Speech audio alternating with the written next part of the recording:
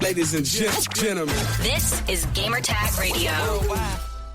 Welcome to Gamertag Radio, episode 1508. This is your host, Danny Pena, and also joining me. I think we're going to start with him first. Paris, don't let your PlayStation 5 Pro go. Hey, don't let it go. Hold it home for dear life. This is my kid's college fund. Oh my God. Oh, Paris, so you slept with it? You've been going out with it? You've been going everywhere with your PlayStation 5 Pro? Bro, I could pay off my house with this. I could just pay it off clean. Just free and clear. Here you go. Take it. So if you travel across the country or outside international, you're taking your PS5 Pro with you. Hey, this is black gold, Texas tea. I'm holding on. I'm never letting it go. I gotta look for mine. Actually, we have two over here. Shout out to Paris and his PlayStation 5 Pro. Hold him throughout the whole episode. All right, and we have here Peter. God. What's up, Pete? You're muted. Yeah, this reminds me of like when I was in high school and we had to walk around with those little bags of sugar. And we had this is what it was like. This is what it's like taking care of a baby all day long. I can just imagine. Oh, this is hilarious. What's up, man? What's up? Yo, this is funny, man. Oh my God. They're serious. Paris came on like that. He came onto the stream like that. I'm like, yo, what the hell's going on? Yeah, we're gonna be talking. We're gonna be talking about what's going on with the world of games, and I actually have a voicemail. And shout out to Keon for sending this voicemail. Let me see if I can put it on because it relates to Paris holding his PlayStation 5 Pro. All right, let's play right here. Let's see if I can do it right now. What's going on, Gamertag Radio? I hope you brothers are doing great. This is Keon calling from Baltimore. I just had a quick question for you guys pertaining to this generation of hardware. We know that on Tuesday, I believe it's April 2nd, the PlayStation 5 will be going up for the base model $650, well, to $650, and the PlayStation 5 Pro is going up to $900.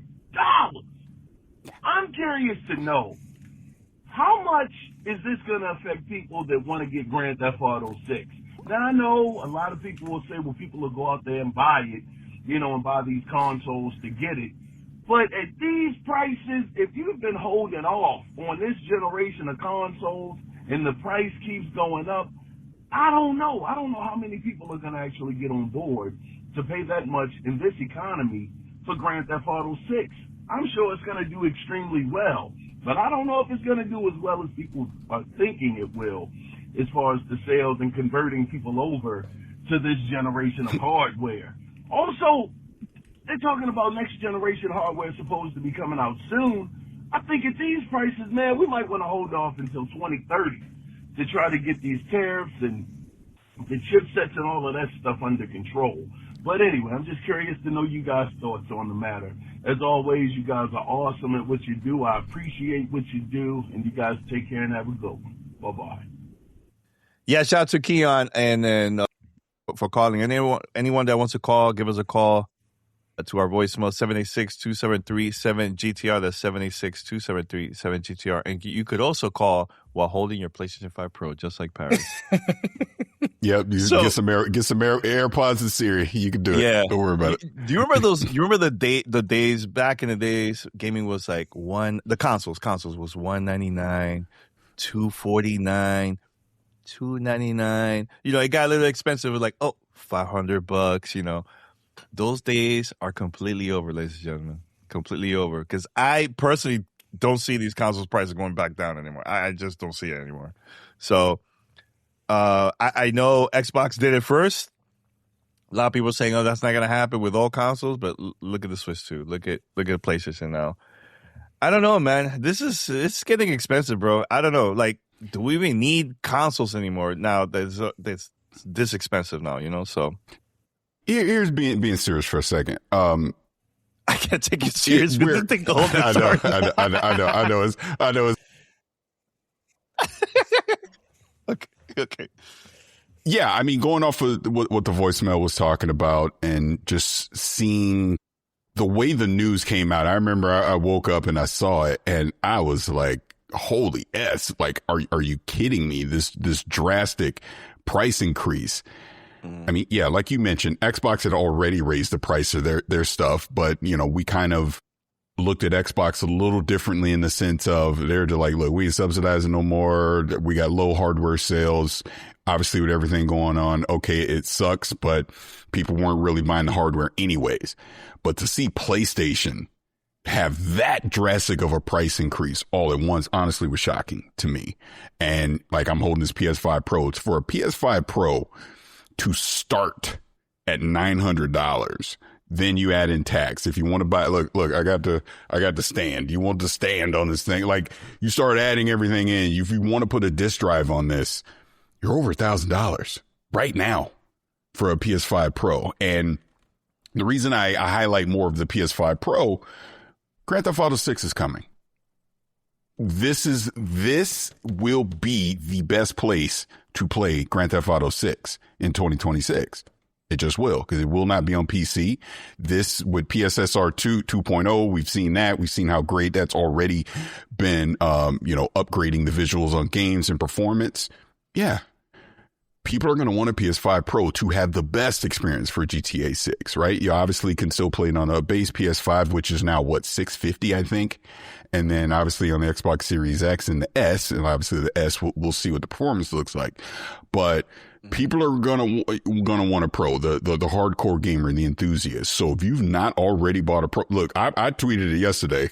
I was like, look, y'all better go get one now, because if you miss out, you're spending $900+ for this thing. And you know there were people that will have FOMO and will buy it. And again, you take all the console war stuff out, who cares? I'm just speaking reality. You know what I mean? Mm-hmm. So with the RAM shortages, the tariffs, just everything going on, these prices are now where they are. Guess what?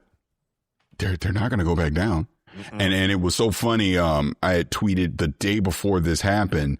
I'm like, look, the reality is this: PlayStation 6 will not be cheaper than the PS5 Pro. And I remember people in the comments, yeah, you don't know what you're talking about. Oh, it's going to be this. Oh, it's going to be that. And then these prices drop. I'm like, okay, do you really think a PlayStation 6 is going to undercut a PS5 Pro? So in other words, tack on about a plus 100 to whatever the PS6 is going to be. So PS6 is probably $1,000 console. We already knew Project Helix was going to be $1,000+, right? Because they're doing something different, more boutique and premium. We're pricing people out of the hobby, man. That's the bottom line on this. People can fuss and just say whatever, but the truth of the matter is the average person can't afford this stuff. Not with gas is freaking $6. Like, everything that's going on right now, the average person cannot afford to upgrade from their current hardware. So what's going to happen is you're going to see people hold on. Look, like I'm holding on to this for dear life. People are going to be holding on to their console for dear life. Yep. And the result of that's going to be cross-gen. Cross-gen will go into the 2030s. Buckle up. The games that are coming out will be playable on the Series X and the PS5 well into the 2030s, because people are going to be able to afford the new hardware. They're not going to be able to afford to build a PC. So you're going to stick with what you got. And look, it is what it is. You know, obviously not everything is in the control of these companies, but even when things stabilize and normalize, they're not lowering the price. Because once they get you used to paying that price, it's going to stay there. And that's what sucks mostly about all this stuff. You know what I mean? I get this is not you don't have to play games, but it was a hobby that was for everyone. And now it's becoming a luxury hobby. And that sucks. It just sucks. Because to your point, back in the day, I remember the NES was, I think it was $199. The deluxe with Rob the Robot, I think it was $199 back in the day. And that was, oh my God, you're spending that much. But even, what was it? I'm trying to remember now. Wasn't the 360 arcade? Was it $299? It wasn't even $299, was it? Wasn't it less than that? I remember when the 360 came out, and it was like a very small hard drive on that one. That was very cheap compared to like the regular version. Was it $199? Am I tripping? I'm trying to remember. I can't The point is, it was not that expensive because remember, people lost their minds over the PlayStation 3. He confirmed. He said, December 17th, 2008, officially $199 Xbox 360 arcade. Yes. And we've had already been talking about how, people get mad when I say it, but it's true. It's the worst console generation in history because prices are going up. We've never, ever in the history of video game hardware have prices go up. You were better off buying at launch than you are in year 5 or year 6. It's insanity. It's insane where we are. And we're seeing no signs of this slowing down. So I don't know, man. I just, like I said, I like the PS5 Pro.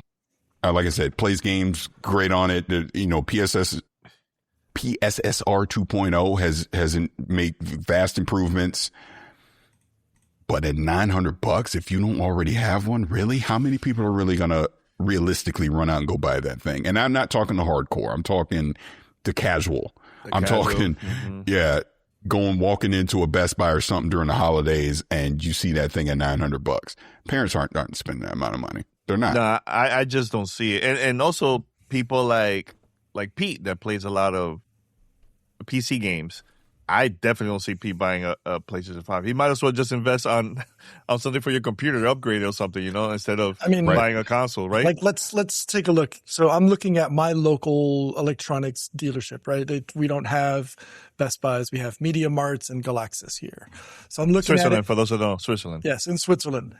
Sony PlayStation 5 Pro 2 terabytes, 689 Swiss francs. Now, if we take that, convert it to the US dollar, that's 866 US dollars.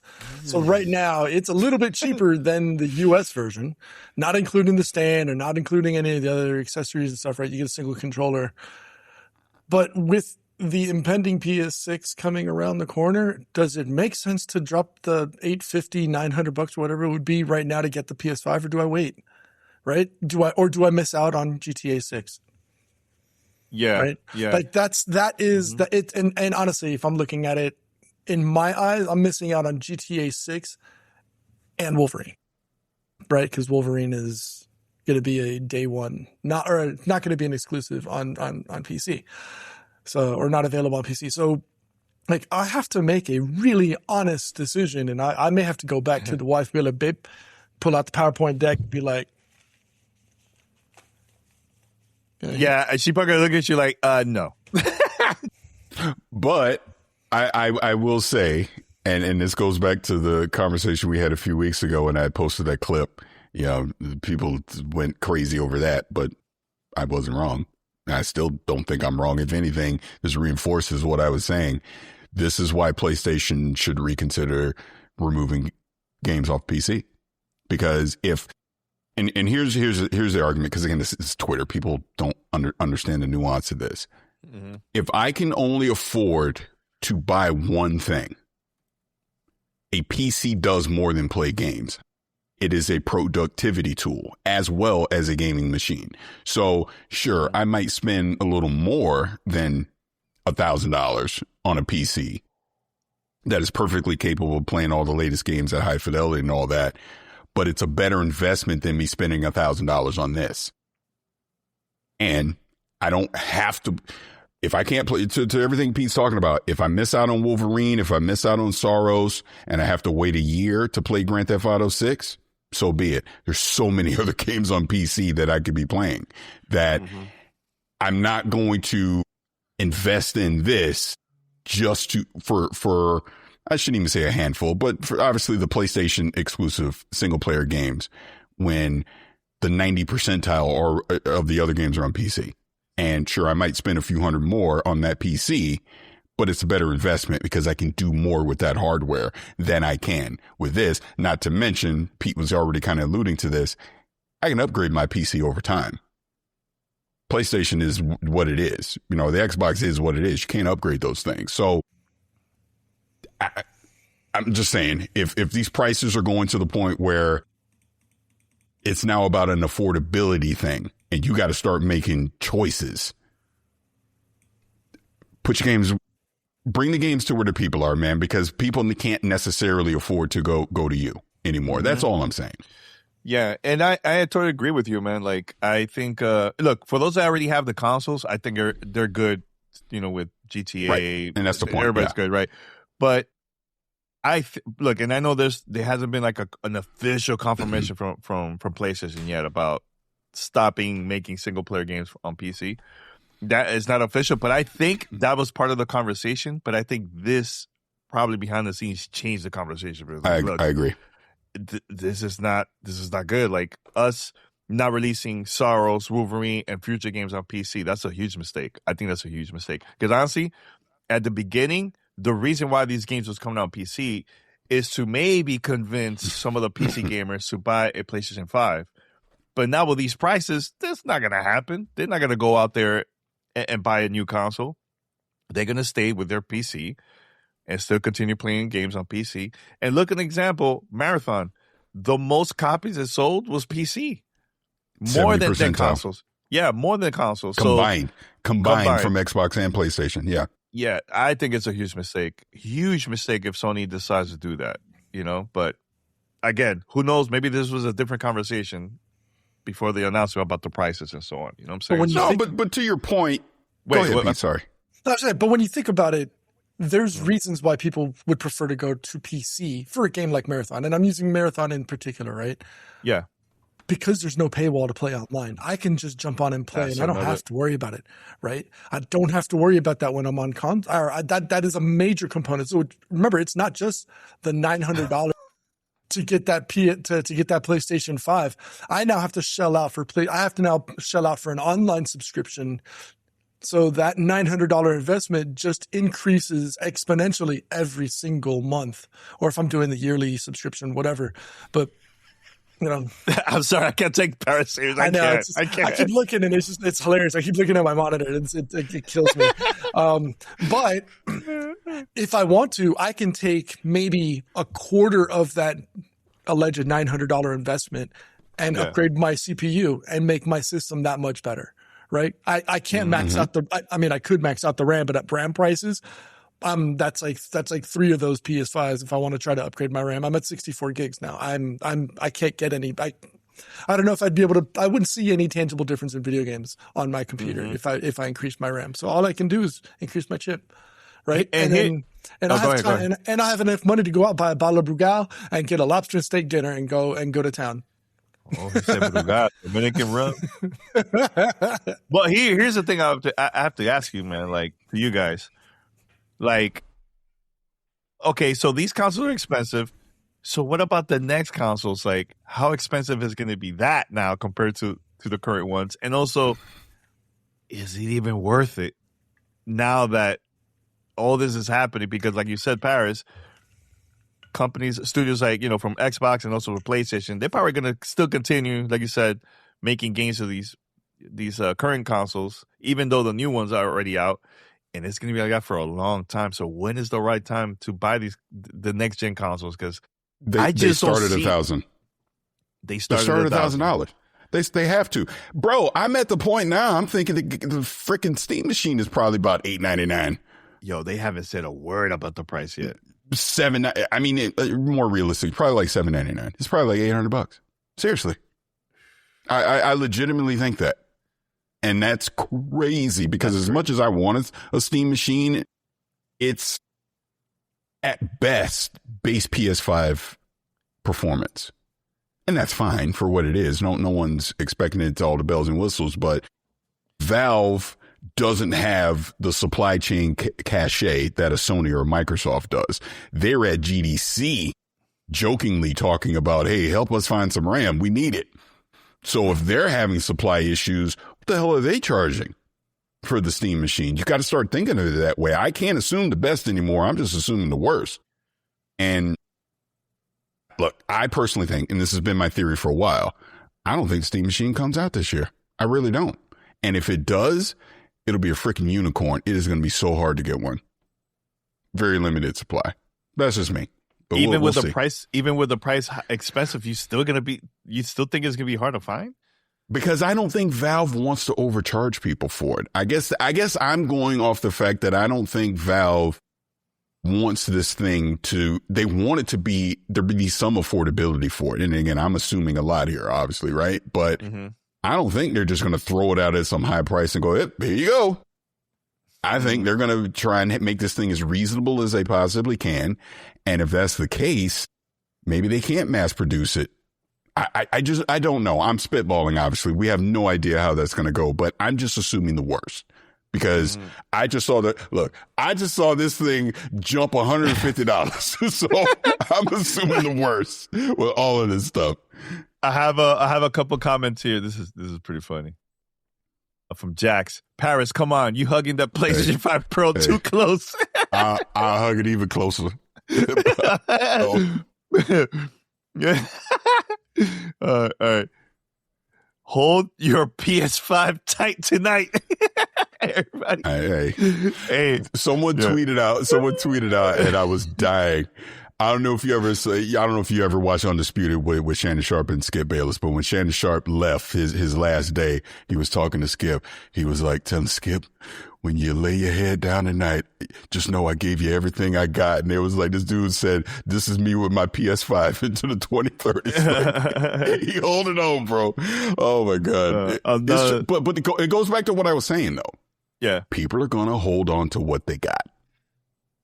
Just like that. Again, if the Witcher 4 is available on PlayStation 5, they already got a PlayStation 5, they're going to be like, I ain't trying to spend $1,200 for a PS6 or a Helix. Here's another one. This is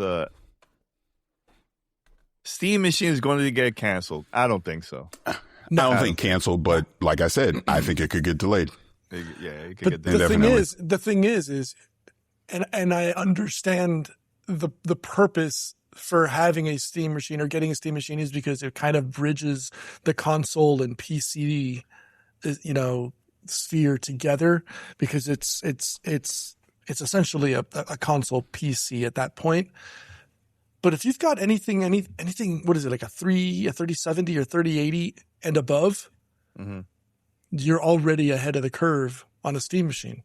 Couple that with a half decent AMD processor. Now, the RAM is likely going to be expensive. And again, it's the headache of having to put it together, cobbling it together, making sure you got the right cables, you put it in the right slot, et cetera, and you're able to install Bazite. But after that, you're good as gold. You know what I mean? Danny, can you put up the chat from Ray J 5059? Oh, yeah, from YouTube. Yeah. Yeah. I remember Phil said no one's going to buy $1,000 console display game, but now we're already reaching that price range. So the reason I want to bring this up is I'm calling this up. Phil Spencer has been right the entire time. He's been telling us this for years. He was right the entire time. He'd been warning us for a very long time about this hardware stuff is not sustainable. And obviously the AI stuff and all that has just accelerated it. But he was right. And I think Phil read the tea leaves and he was like, yeah, this is a good time to retire. I don't need to deal with this anymore. I'm rich. What am I doing? Let me get out. Let Asha deal with this because, bro, it's crazy. No, I was just saying that Phil was right the entire time. He had been warning us for years about this and people dismissed what he was saying because it was like, oh, it's an Xbox problem. This is not an industry problem. He was right. And the other point I was just making on that is it's crazy that we're now at a place where we have to debate, is it worth buying $1,000+ console? That's crazy talk. It just is. And look, Phil saw the tea leaf. He was like, you know what? Now's a good time to retire. Let Asha deal with this. I'm out. I'm rich. I'm out. Yeah. That's what I think. You know, there's another one here.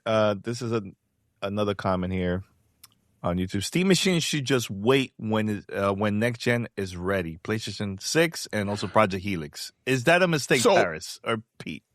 Well, here's another part of this conversation we haven't mentioned yet. You also have to remember, both from Microsoft, Sony, and honestly even Valve, even though Valve's is a little different, there's contracts in place. There's already things in motion for these hardware things. So they can't necessarily, I think the stuff is all dropping next year. So I think ready or not, prices or not, this stuff has to come out. I think Valve's is a little different because if you look under the hood of what the Steam machine is. It's more off the shelf parts. So maybe I think Valve has more flexibility than I think a PlayStation or an Xbox does when it comes to releasing this hardware. Like I said, again, I just think there's a real possibility the Steam machine is delayed into 2027, and it's hoping that the market settles down so they can get realistic pricing on this stuff versus what it would be right now in 2026. My question to you guys, where's Nintendo all this? Nintendo, Chilling. I know they're chilling. About to put out Ocarina of Time remake. That's what they're about to do. They don't care. Yeah, movies coming out. There's rumors of new games coming out this year too. I'm not going to say because I don't want to spoil it. But even though the Switch 2 is more expensive than the Series S, because right now Series S is the cheapest console now because of all these price hikes. Which is surprising to me. How much is it now, Paris? A Series S? Do you know the official price on that? Is that in $400? I thought it was $399. Still $399? I thought it was, yeah, isn't it? I mean, it launched $399, didn't it, bro? The prices are going up. I don't know. Look, you're holding the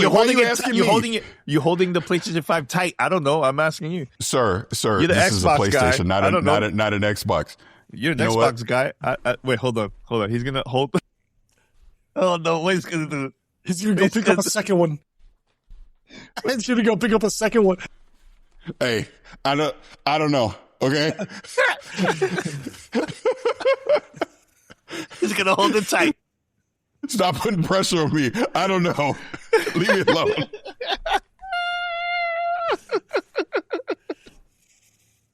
Oh my God. That's funny. I mean, I don't know, man. I don't know. This is you know what sucks? Because look, I remember when I was a kid in the 80s seeing a Nintendo for the first time. And I went to my mom and I'm like, Mom, Dad, look, this is the new Nintendo. Can we buy one for me for Christmas? They looked at me. They looked at the price. They looked at me again and said, no. And kept on walking. That was like in the mid 80s for that price. Can you imagine kids now in 2026 to look at the parents like, hey, Mom, Dad, a teenager. Let's go with a teenager. Hey, Mom, Dad, can we buy a PlayStation 5 or an Xbox? GTA's coming out. I would love to, whatever.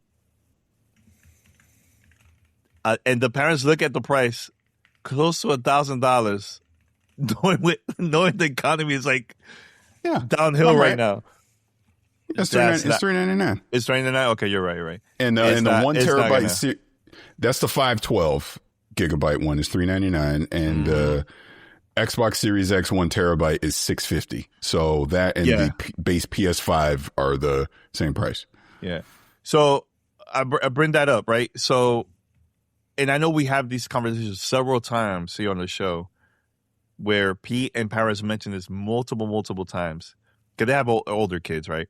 Yo, they don't care about consoles. They play whatever their friends are at. They play on mobile. They play on tablet. They play on consoles. Mm-hmm. Now more than ever, you're going to see these kids playing mobile because they already have it. Everybody has that, or PC because the majority of people have PC more than consoles, man. So it's like, I don't know, man. These consoles are in trouble, bro. I think it's not looking good. And look, I'm not saying that people are not going to buy it. Of course, there's going to be people that are going to use their credit cards and buy these consoles in the future. But I don't know, bro. This is like, it's too much. But see, that's the thing, Danny.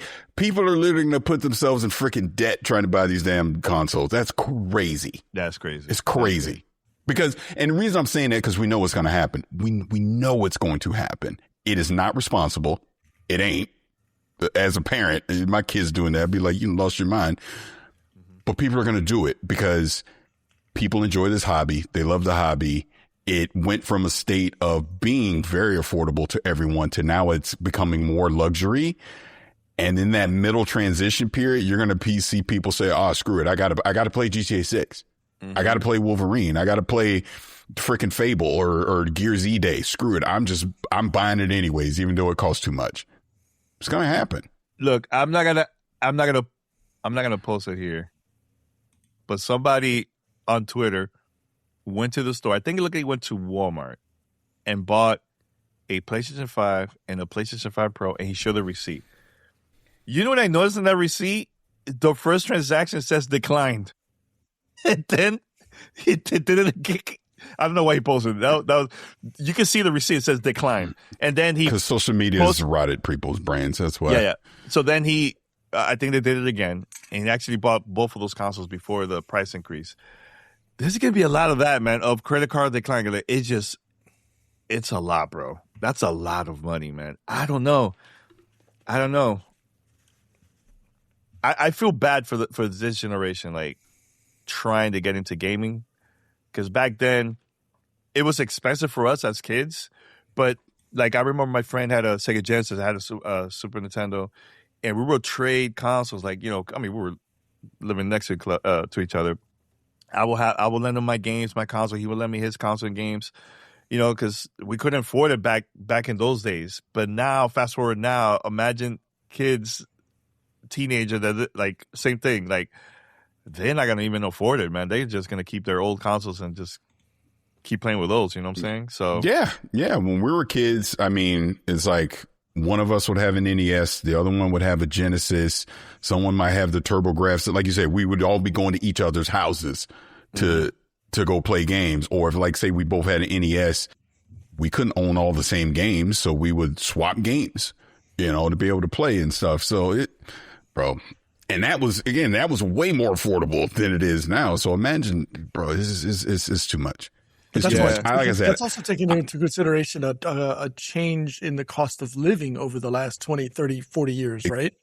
Mm-hmm. Don't get me started on that. I said that because I did see that post yesterday. I did see the response from people yesterday. Yeah, no, but it's the thing of, you know, and we've talked about this before, but like you even just kind of mentioned a second ago, Danny, like I apologize to my kids all the time. I go, it was not like this when I was your age. Back when I was their age, you could literally just go get a minimum wage job, go get an apartment, have a car, do all these things, and you were fine. You can't do none of that stuff anymore because everything just costs way too freaking much to be able for a kid coming out of high school, getting out of college or whatever to just afford the bare minimum stuff anymore. Mm-hmm. Again, you're seeing it more and more. Kids are continually just having to live with their parents because they can't afford to go live on their own. Like I think about it, like I live in San Diego, right? I did that in the late 90s. I think of that now. My kids can't do what we did at all. Not even close. So I don't know, bro. It's just rough. I posted this I think it was like a couple days ago, bro. I'm driving, and I'm getting to see like the gas stations around the area. Yo, over $6 a gallon. Nuts. Crazy. It's nuts. There's more important things to worry about than actually getting console. Like, it's gonna be harder and harder because now we gotta make some really hard decisions. Like, yo, I gotta pay these bills or buy these consoles. Like, which look, don't get me wrong. The reason why I play these games is it's fun. Sometimes I have like a lot of stuff going on, you know, with work and life, and this is like it helps me with stress, right? It helps me, right? But now I'm going retro, bro. Like, if I can't afford these new consoles or the current consoles, I'm going even older. Like, I'm going way back and just play that whatever I could afford. Because I just can't see myself buying a $1,000 plus console. Maybe I could do that with a PC because I could do way more stuff with a PC, right? But just a console that could just play games and stream movies? No, that's no. I'm not gonna do that, bro. I'm not doing that. And I know there's gonna be a lot of people that's gonna feel that way too, man. Like, I feel bad for, like you said, Paris, those that have a job, they get paid minimum wage. They're not gonna have enough to buy these consoles, man. You know, like this. I think this is more for the middle class and up now, man. Because back then, growing up, I didn't have the money like that, you know. And I'm always thankful that my mom got me these consoles back in the days, you know. But it was hard for her back then, in the 90s, you know, or in the 80s, you know. I'm not even sure it's for the middle class anymore. Yeah, you know what? There's way other. There's way, and that's sad. That sucks. And then let's couple in on the back end, on the business side of it. I mean, because Schreier had just put out that post about game development costs, which again is something we've been talking about. Costs way too much to make these games these days. The ROI is getting harder and harder to do. And this is why you're seeing all these layoffs and these studios closing, because they can't afford to take these risks anymore. Investors are very risk averse. So there's no money for these games anymore either. So when something does get greenlit, it better be a freaking hit. Like, look, I don't care what you think about Marathon. I like it. I know you like it. It is a high quality, high production game. But the reality of it is we see the numbers and they are not good. And I hope Bungie figures it out. I hope, it obviously gets a long tail, but that game not succeeding puts Bungie at risk. Bungie. That's crazy to think. And look, I have no idea what PlayStation is ultimately going to do, but the fact that Bungie could have a miss with Marathon, one miss, gone. And it wouldn't shock anyone. That's crazy. You can think I'm being hyperbolic or whatever, but that's a reality. That's the reality we're in. That we just saw what happened with Battlefield 6. Then that game did well, and they still laying people off, right? So it's just like we're in a bad place, man. The industry's in a bad place. Whether you want to believe it or not, it is, because if you talk to people that actually make the decisions in this industry, they will tell you this all the time. I'll say again, Phil warned everybody. He did. Whether you like him, believe him, or whatever, he had been saying this stuff for years. And we're starting to see the end result of it, and it is not good. And one more thing I will say. A lot of these people on social media are complaining about the most stupidest things. Yes. Stupidest things. So-and-so is not tweeting about the shutdown of a studio of PlayStation or whatever. Let me tell you something, a bunch of morons. There's way more important stuff to think about than that, yo. Way more important stuff. There's people that can't even afford consoles. There's people that are getting laid off from studios, from jobs, because of a lot of different reasons, whatever.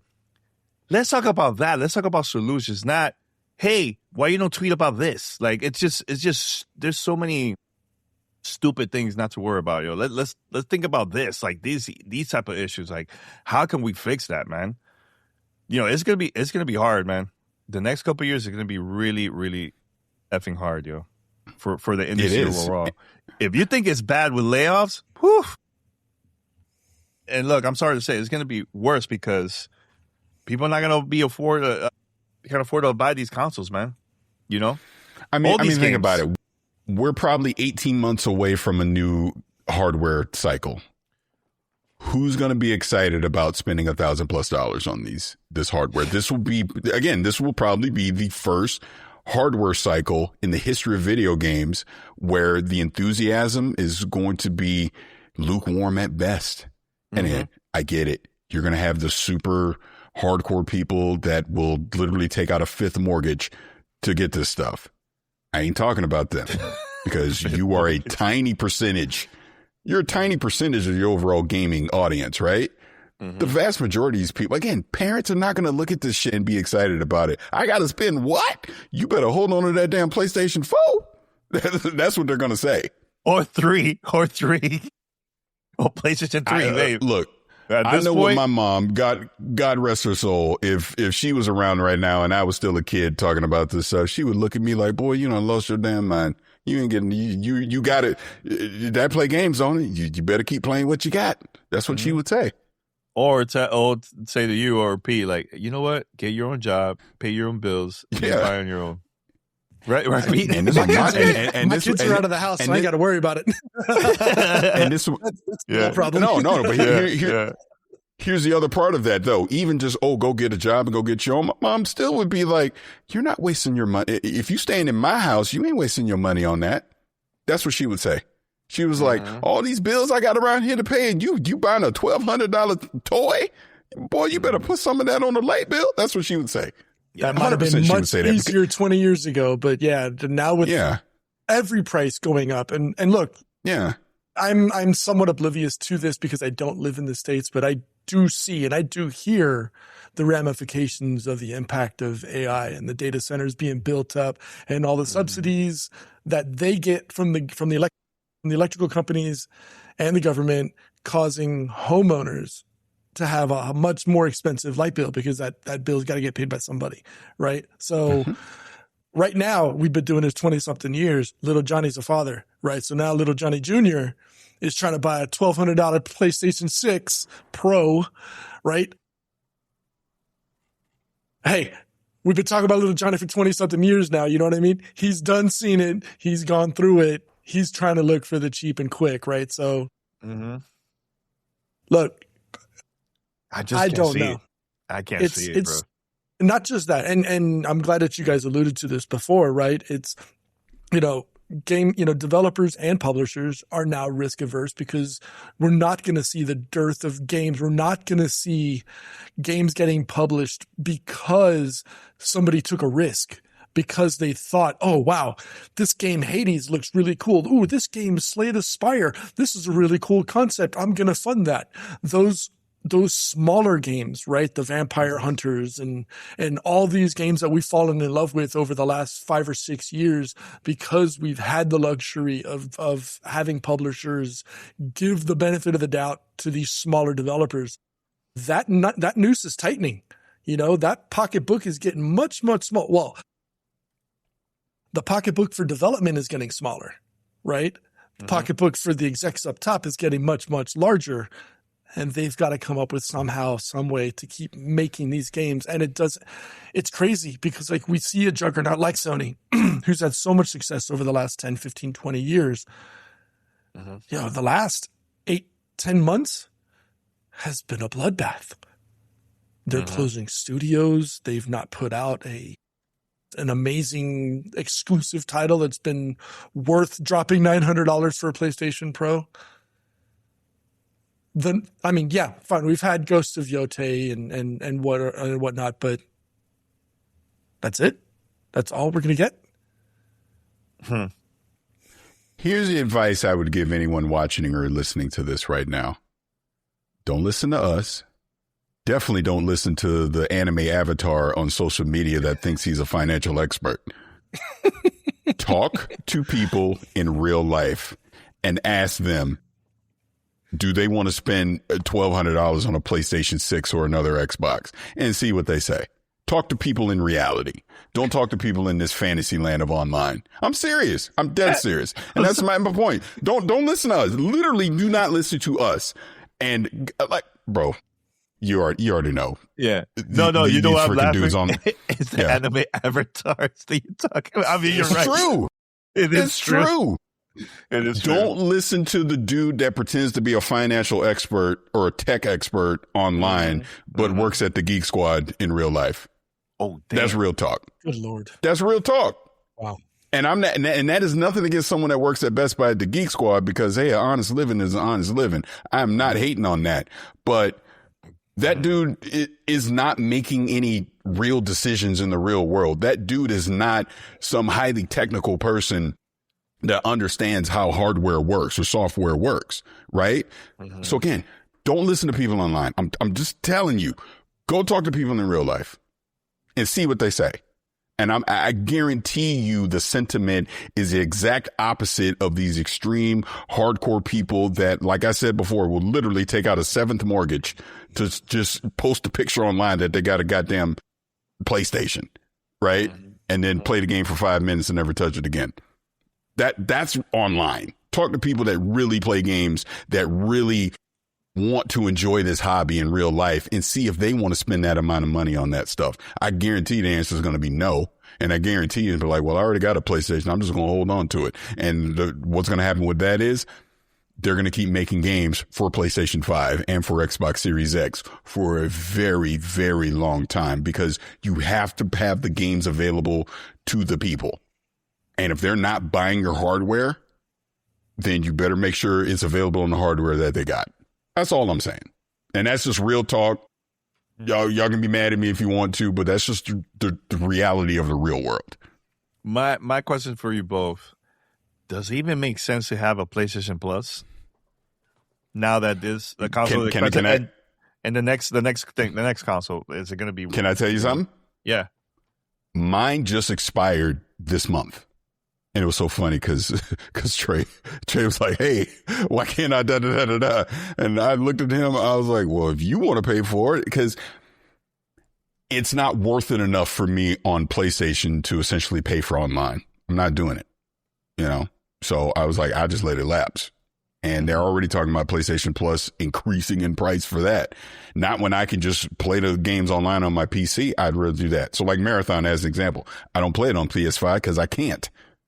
I play it on PC because I'd have to have PlayStation Plus just to play Marathon right now. Same. And I don't think it's worth the price of admission. Same. I think, with Project Helix, you get you can subscribe to like Game Pass and play all these games or whatever, but I think it's not mandatory to play online games in the future. It's going to be similar to like the PC. It's just going to be free. But my thing is like Nintendo. What do you mean? I don't think so. I don't think that they're not gonna bypass that monthly subscription to force people to play online. They're not gonna give that away for free. Not for Helix. If Helix is supposed to be the next Helix is a PC. Helix is a PC. I know what Pete's saying, and that's the thing they got to figure out, Danny, to the point of what he's saying. Yeah. If Helix will truly let me play games from Steam or Epic or whatever, right? They can't gate it behind an online paywall. Yep. But would they take the risk to still gate their games behind the online paywall if you got it from essentially the Xbox store? How Game Pass has to figure this somehow. There's got to be some kind of tier that seems to incentivize it or whatever, because I don't know how to do it. I really don't. I don't know how they're going to figure that one out, that people will just willingly have a Project Helix where I could just buy the game from Steam and not pay to play online. But if I get it from you, I still do.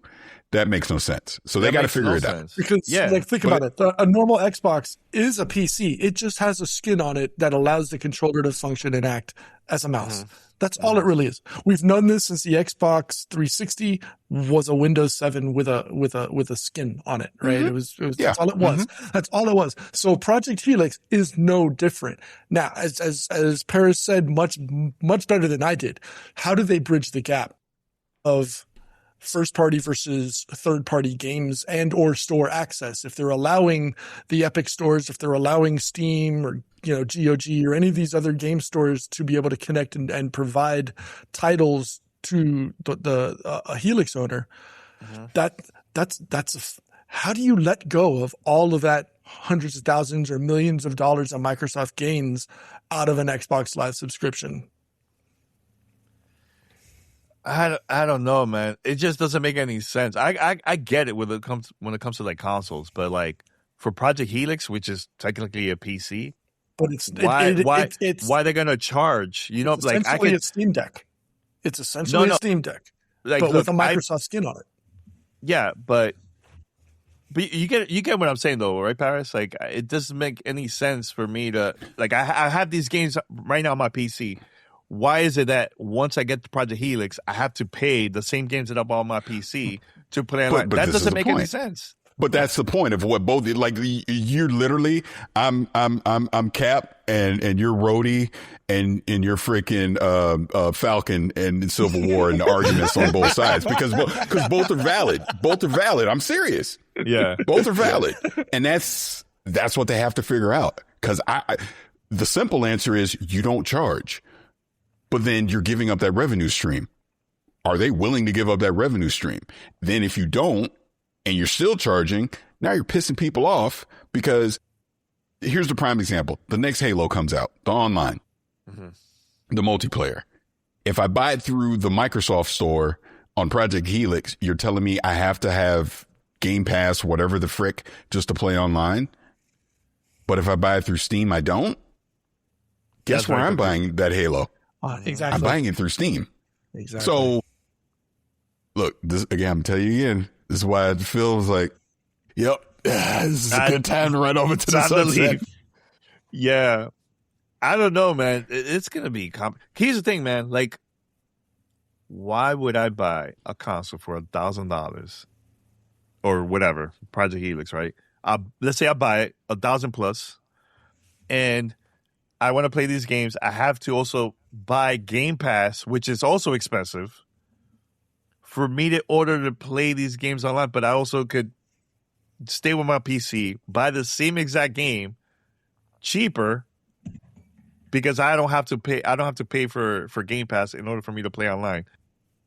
Why the hell I'm gonna buy the console, like that Project Helix? That doesn't make any sense. So I think they have to remove that in order to get more people to buy. Because look, these are expensive. Don't make it even more expensive for me just to play online games. I don't know. It makes sense back in the days when it comes to consoles, but it's like a perfect example. I have the LIX, right? The Xbox LIX. I play the same games that I have on my PC and also the Xbox PC. I don't pay online at all. You know what I'm saying? So I think that's what's going to happen with Project Helix. I think the only way. I think the only way. Sorry to jump in before I just want to get this out. I think the only way Microsoft allows this is if they force these storefronts, the Ubisoft Store, the Ubisoft Connect, and all these others, to give up a small percentage.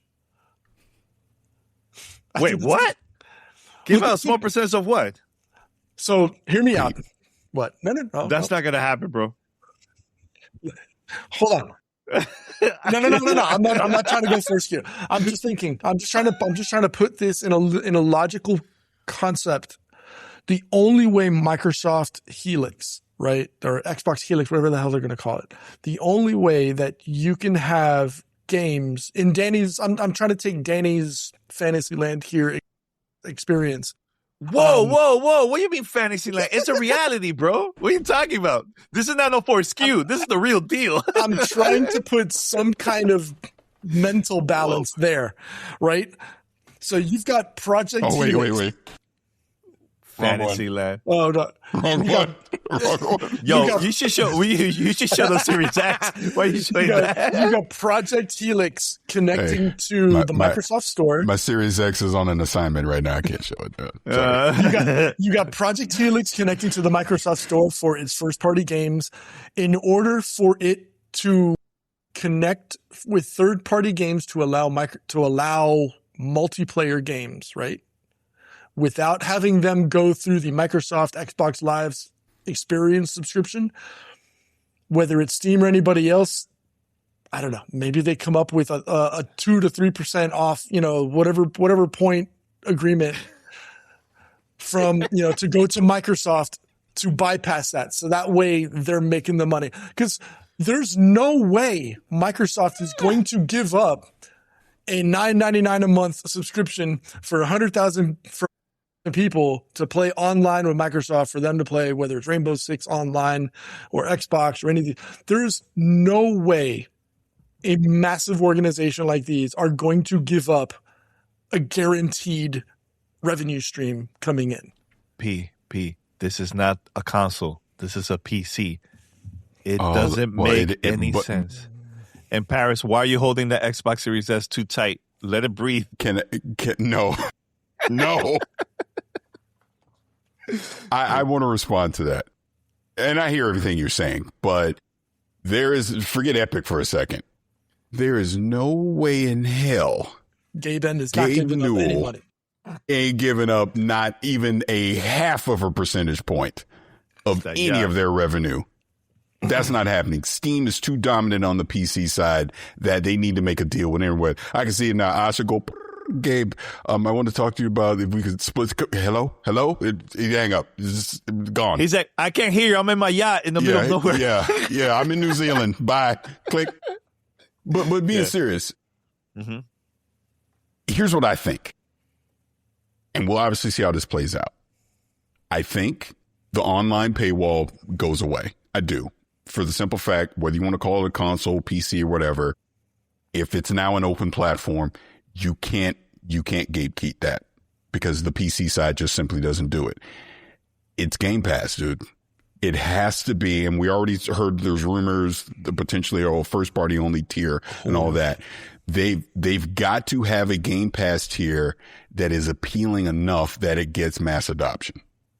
It's about that subscription, man. I just think that's how I think sure they probably lose revenue up front, but I think it's a long-term play, which again, I think this is why Asha Sharma is now the new CEO, because if you look at her resume, it is always about the long play. It is always about building engagement, taking existing product and building it and getting more user engagement with it. So I think this is a part of the overall plan. If you look at what Microsoft / Xbox has talked about in these past few months, you're seeing a shift from, obviously this is an Xbox and all that. It definitely seems like they realize we can't keep going down the path that we're going with this, or this product is not going to grow. They're bringing the wolf in. It's the wolf from Pulp Fiction. Asha's the wolf. She's coming in and she's there to solve problems. I'm serious. I'm dead serious when I say that. He's not wrong about that. If you look at her resume, this is what she does. So I think that's part of it, solving this problem that we're talking about right now, that it makes sense for them from a revenue standpoint and from a customer standpoint, because they can't afford to piss customers off anymore. And I think they know that. They need to appeal to their core audience and make them feel valued. If I'm buying Helix or I still got a Series X, make me feel valued. If I'm playing on PC, make me feel valued, right? They have to do that. And literally Helix is combining the two. So I think the online paywall is a sacrifice. It has to be. Because it doesn't make sense otherwise. Because if you keep it on for part of the people, you're pissing off your audience, your customer. Yeah. They can't do that anymore. So let's take that left turn, right? Do you think that the storefronts then will say, okay, well then you're going to require, if you want to play on our third parties, or if you want to utilize our third party stores, you have to have Game Pass Core or whatever it's going to be can't do that. on there? You can't. Bring up what you said before, Pete. Mm-hmm. What is the Steam Deck today? I'm trying to see both sides. No. I understand that. But what is the Steam Deck today? Right now, today. It's a Linux box. Obviously, it is a Steam storefront that boots into big picture mode. But what can you do if you want to? Install any. I can put the Epic Store. I can install anything I want on it. You can just run Windows and just do whatever you want. Helix on some level has to be the same. For sure. When you boot it up, it looks like an Xbox console, does all the Xbox console things.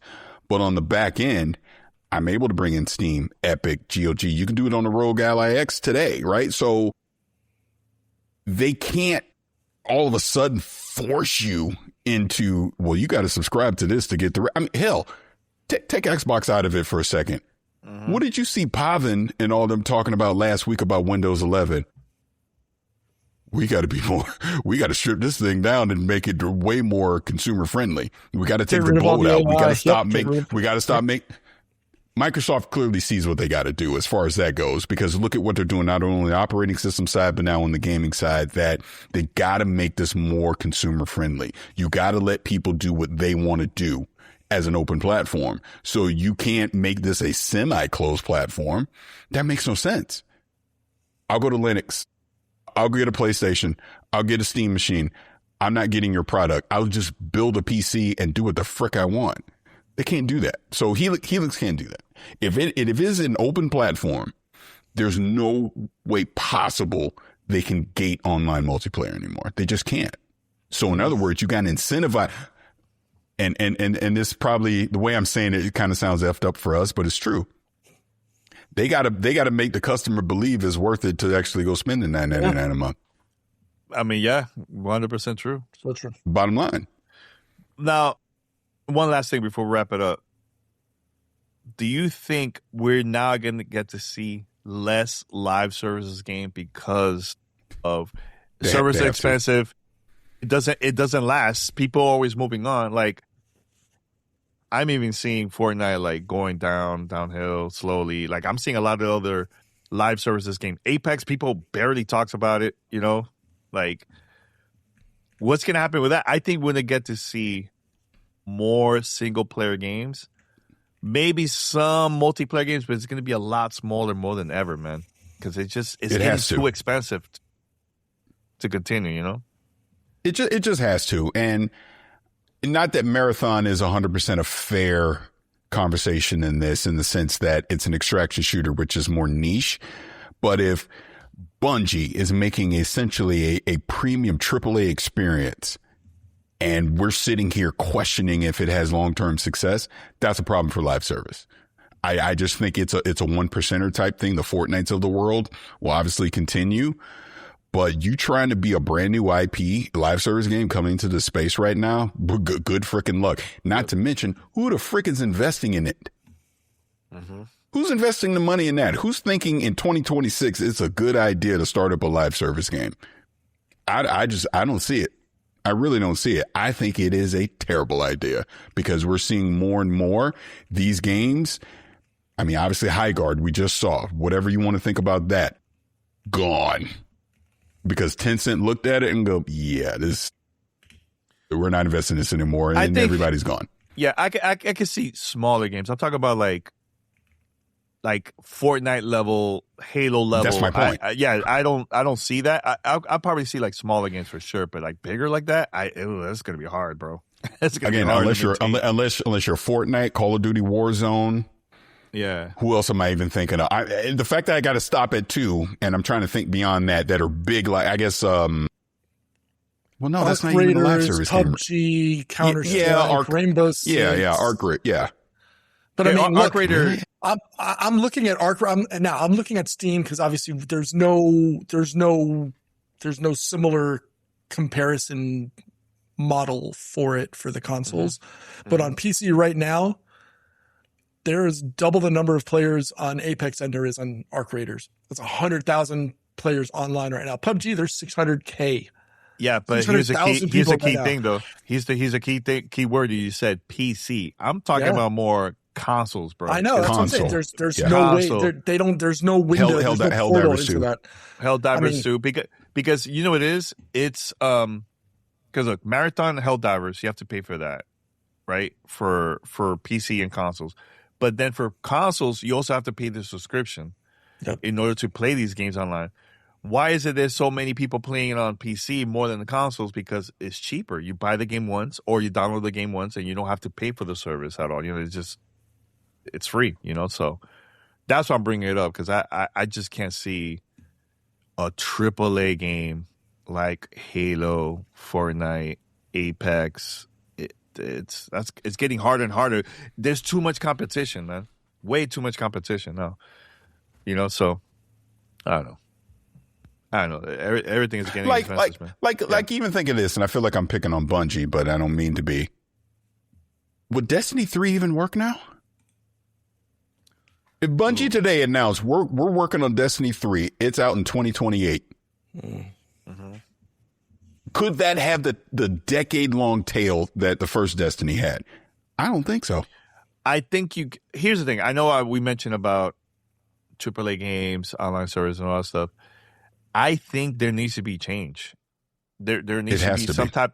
There needs to be change to be successful, because I think using the same traditional way is not going to work long term. So you have to figure something out to make that change in order to be successful in 2026 and beyond. So here's a question, because we don't know. It's going to be fascinating to see in June if it does. Do you think Gears of War E-Day has multiplayer? Oh, it has to have. Does it? Why? But let me tell you this, Paris. If the coalition announces Gears of War E-Day without multiplayer, people are not going to be happy, man. They're not going to be happy. They're going to be happy with the story. Can I tell you why I'm asking that question? Okay. How successful has Gears 5 multiplayer been? It's Ghost Town. No one's playing it. Ghost Town. It is. Have you tried to go on there lately? No one's on there playing. Wait, your Gears of War 5 you talking about? Yeah, Gears 5. What about the most latest Gears of War, the one that came out for PlayStation? Even worse. That's my point. This is the point I'm trying to make. Is there again sustainability? I get the day it comes out, launch. Sure, you're going to have people jumping in playing, but are people playing it 3 years from now? And I'm saying that from a long term. Look, I'm there for the campaign, the story, Dom, all that. I want to see that. Marcus, I'm totally down for that. I will play it, and I know I'm going to love it. Can't wait. One of my most anticipated. But does it really need a multiplayer in 2026? Because I question if Gears multiplayer makes sense anymore. And I'm saying that as an overall thing, that the days of, remember, every game had some kind of multiplayer component to it. Yep. I think we're seeing that less and less. So I don't know if even a Gears can justify having, sure, a co-op horde mode. I think you definitely get that. I'm talking the straight up PvP multiplayer stuff, though. So didn't we have something like this before with either Call of Duty or Battlefield, where they were like, we're not going to do a campaign? Yeah, it was Call of Duty. Both. It was both did that. Both of them did that. Yeah. It's because, and those two are predominantly known for their multiplayer, right?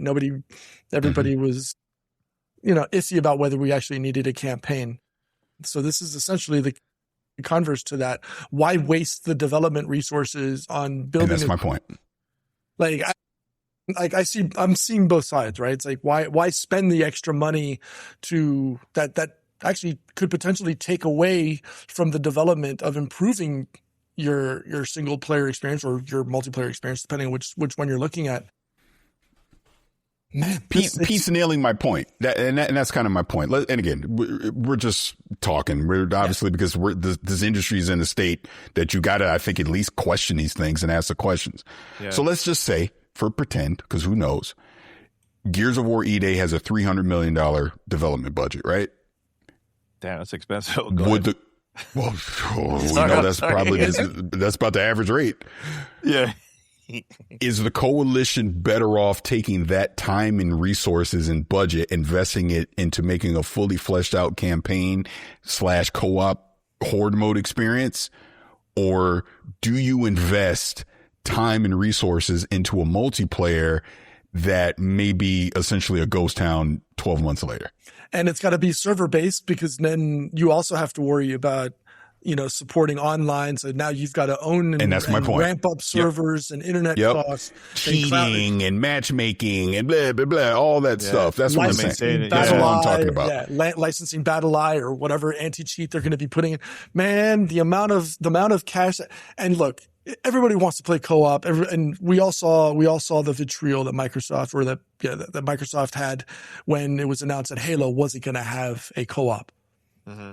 I'm sure they've learned their lesson, and they're going to, okay, we're not going to offer, again, spitballing right now, we may not offer multiplayer, but we're absolutely going to ensure that you have the co-op experience that everybody knows and love. Play with Dom and Marcus side by side. Hell, even bring back, what's his name? Freight Train. Woo! You know what I mean? That's what people want. People want that experience. I don't know if they want that online. So I don't know if you can pull this up on the chat, because I'm seeing this on Twitch. But Twitch, no. Yeah, so I'll leave the name out. I'll just read the comment. But this person is saying, you invest those resources into multiplayer. Think about the content creators that could boost a new Gears multiplayer. How's that working out for Marathon? Wait, so you're trying to say all the content creators are getting paid?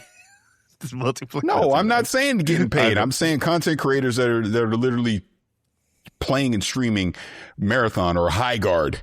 How'd that work out is my point. I think that's irrelevant to the conversation is what I'm saying I don't think content creators all of a sudden makes a Gears multiplayer viable in 2026. I think people play what they play. They like what they like. Sure.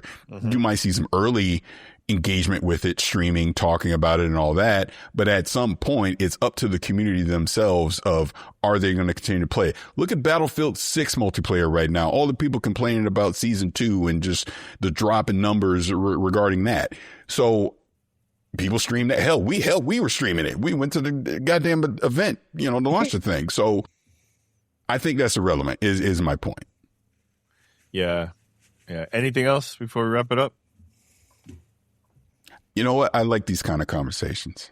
I like it. It's not us complaining about someone tweeting, No, it's just the reality of the industry, and it's us not. Hell, I could be completely wrong. I don't freaking know. But it's just like, these are things that I think about. And it's like, if you love having the conversations and understanding the back and forth, because to the point that Pete brought up about, with the paywall stuff, it's like, that is a valid thing that people way smarter and get paid way more than us need to figure out. How is that going to work? How do you balance that out? Right. So that everyone's happy in the end. And we'll see, because I'm telling you, man, this industry is in such a fascinating place right now, and it unfortunately is not in a good place, and they got to figure out how to right the ship. Yeah, it's not, and the reason why I brought that up is because if I'm going to invest for a console that's over $1,000, they need to make some changes for me to feel good. Like, okay, it was worth for me to buy this beyond just buying games. I'm talking about also the services, features, all that. Like, I don't want to feel like, okay, I pay for this, but then I also have to pay this and this and this and that in order to play a game. No, I don't want that anymore. Like, I think that old school mentality, the old school way, it's gone. It has to be because of these changes, So. Oh, we actually forgot a very successful live service game. Forza Horizon. Oh, you're right. Good point. There's still people playing that game to this day. Yeah.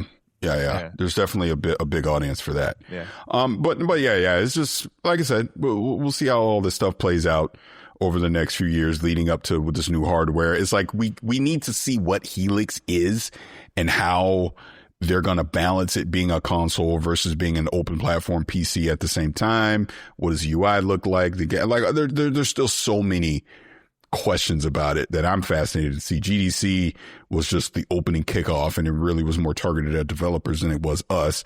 So not to keep us on here again forever. Obviously, June will probably be the next opportunity for him to talk about it. And then, Danny, they can show it and talk about it more at the 25th anniversary on November 15th. Ladies and gentlemen, Paris is going to take me, and anybody is welcome. Anybody could go to Ocean Prime, Las Vegas. He said they were not going to talk about it at all.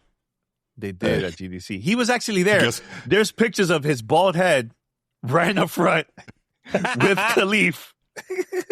He's like, and I know he's like, I know he was thinking like, damn, Ocean Prime, I gotta buy Danny Ocean Prime. And you see Xbox just talking about Project Helix, and Paris like, oh man, Ocean Prime. Guess how I'm gonna pay for it. Guess how I'm gonna pay for it. Right here. Here's your Ocean Prime right here. Solid investment. Hey man, WrestleMania is coming up. We could go and we could do a part 2. Oh my god! No. I could do a part 2. We'll walk in with our belts. So they'll be like, "Oh, man, it's a wrestler." You know what's funny? You know what's funny before we get out of here? I was just telling someone that story. I was just the other day. I was telling that story about, it was at WrestleMania last year, and I was like, we were all with my group of friends, and I'm feeling good, and I was like, you know what? Let's go to Ocean Prime, my treat. Right. And then we sit down, and they thought we was like WWE wrestlers or something. They gave us a whole VIP thing. And I sweating slowly. And I said, I made the dumbass mistake of there. Order whatever you want. Whatever you want. That's what I said. Hey, most people were being responsible with what they were ordering, but a certain person that don't know how to cook, he was like, give me the lobsters, I want this, and give me the wines. And I'm just like, hey, this was me. I was like, yo, in slow motion, you see Paris sweat just going like this, like Paris like looking at everybody ordering. It's like, yo, guys, you could stop now. Please stop. Yo, and you see the whole staff happy. Wow, these guys are ordering a lot. Oh man, they got a lot of money. They're wrestlers. Yo, they even came with gave us business cards. You guys can come here anytime you want. Anytime we want. I swear to God, we're not joking. That was true story. True story. Get business cards. Like, yo, anytime you want, please. Yo, that was so funny. But like I said before, man, that was a great night. I loved it. Look, would I do it again? Probably not. But I mean, you have to. We made a bet. You haven't won the bet yet, man. Wait, I did it with Paris. You said they were not going to talk about it at all. until November 2025. No, you said they were going to show. You said they were going to show it in June. That's what you said. Yes, but technically they're not. showed something. They're not. They talked. No, they didn't. Paris. They talked about it. So, all right. So what's the name of it? What's the name of it then? What's the name? What's the name of the next Xbox? They can't talk about it. It's Project Helix right now. So in other words, they haven't talked about it then yet, have they? Paris. So why you went to the event, right? And sitting at the front like a little fanboy, just sitting there, man? Huh? Why you were there? If it didn't count, why were you there? You could have just stayed at home and watched the tweets. I bet you were first in line. I bet you were first in line, first person sitting in the front. I bet you that. But go ahead. Actually, Jason Schreier was, because he got all bougie and went in before anyone else. But that's another story. But he's the one percent. I mean, Jason Schreier, not Jason Ronald. Oh, sorry. Yeah.